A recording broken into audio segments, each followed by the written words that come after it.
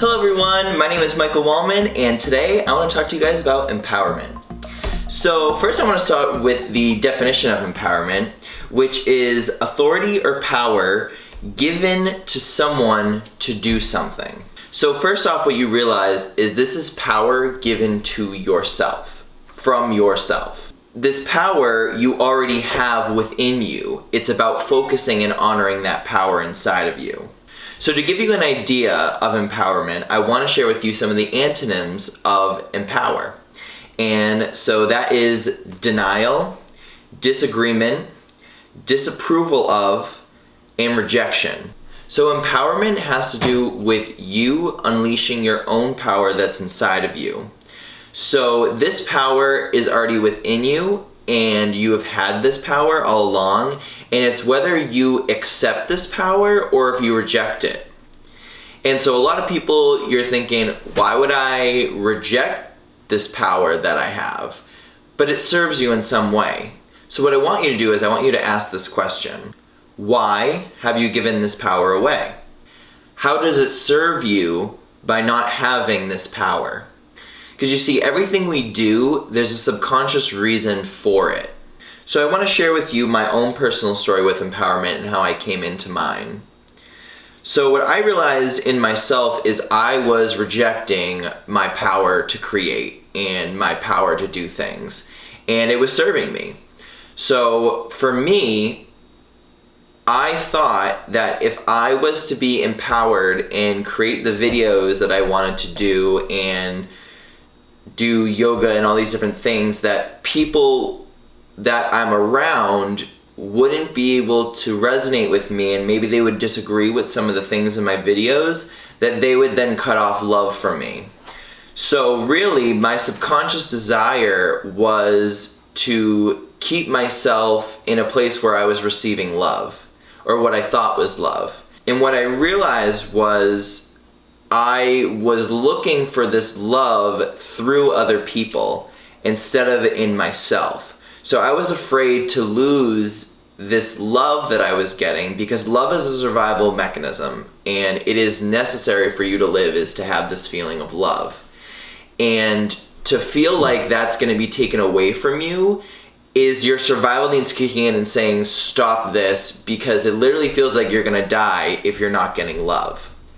And so what you need to do is you need to look at how you're showing love to yourself, because I know in my case, I wasn't showing love to myself. And so I was rejecting myself and rejecting the power to create and do these things because I was trying to hold on to this idea of love when I had rejected it in myself. And so when you start coming into your power, what you need to do is you need to start thinking about who you are as a person and the passions that you have and what drives you, because that is who you are. And if you aren't accepting those pieces of yourself and the things that you enjoy, then you're rejecting that in yourself, and you're rejecting yourself from love, because now you're making a condition for your love, that you need to be accepted to be loved. And by having that mentality, you cut yourself off from love. And then even if you are living in that space where you're thinking, I can't do this because I need to be accepted for love, what you realize is the more that you try to feel loved from other people, and even when they're showering their love on you, you feel almost numb, and you feel like you're not getting that love, that you feel like it's a constant need for you. You're constantly looking out for people's love and acceptance, because that's the only way that you can feel love and acceptance. But as soon as you turn that and you look at yourself and you honor the energy that's inside of you and your passions, you're going to cultivate love for yourself. And it's not going to matter other people's opinions about what you're doing, because your cup is already going to be so full because you're focusing on yourself and you're empowering yourself to do those things you want to do. And what's gonna happen is you're gonna be cultivating this love in yourself, and you're gonna be an example for other people, and they're gonna see that love in yourself, and they're gonna want that in themselves as well. And so you're gonna cultivate that desire. Because you see, this idea of being accepted to get love is an idea of conditional love, because you're only saying to yourself, I will love myself when I'm accepted, or I will love myself when this happens. And so that's conditional love, and that's not real love. Real love is unconditional and is always present, and you need to open up to that. Because once you start loving yourself for who you are and for where you are on your journey, that is going to cultivate that unconditional love. Because you're not saying, I'm only going to love you once you lose 20 pounds, or I'm only going to love you once you are successful. Then you're creating a condition for yourself, and you're already cutting yourself off from that love. And so because of that, you're going to be treating yourself, and you're going to be doing things differently than if you did have that love for yourself. And then once you start accepting yourself for where you are in your path, and you start looking at where you want to be, that's when you're going to start making those empowered, conscious steps towards that.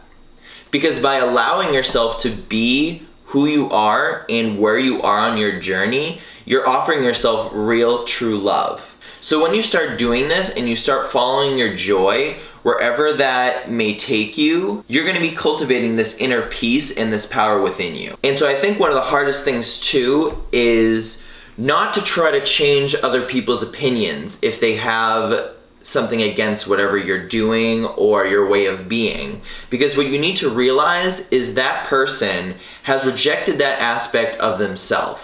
And so they're rejecting those emotions, and so by you expressing them, they can't handle it because they're getting triggered of their own emotions.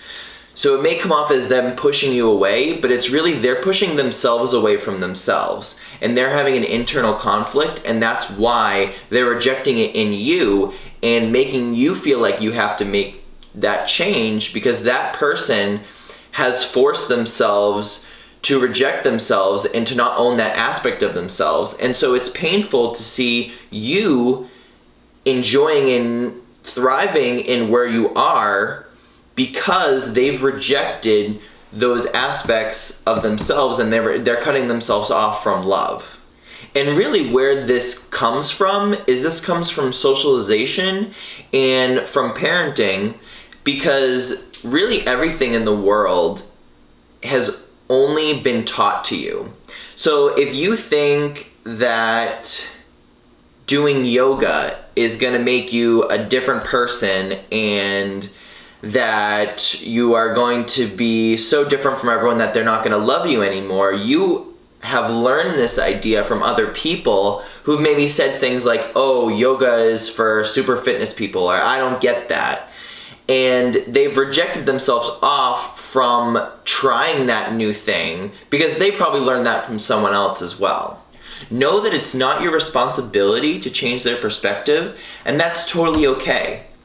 But remember, don't harbor resentment towards that person for not sharing those views in yourself, because what you need to remember is that person is still dwelling in their pain that you felt of yourself. Because since they're acting that way, they've rejected that part of themselves, and they aren't giving themselves the love that they need. And so they're still living in that place where you were.